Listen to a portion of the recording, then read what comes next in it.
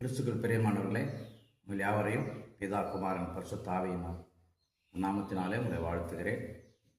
இந்த 2026ஆம் ஆண்டு 3 மாதங்களை கடந்து 4வது மாதத்திலே கர்த்தர் உங்களை ஆசீர்வதிப்பார்.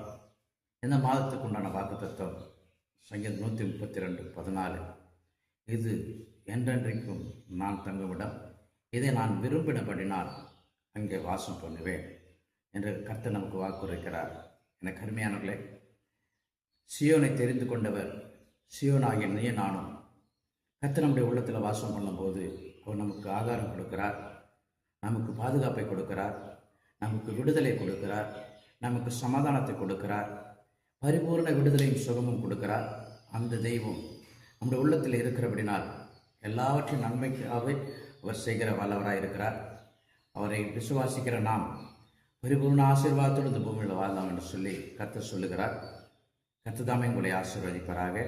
ஆமென். God bless you.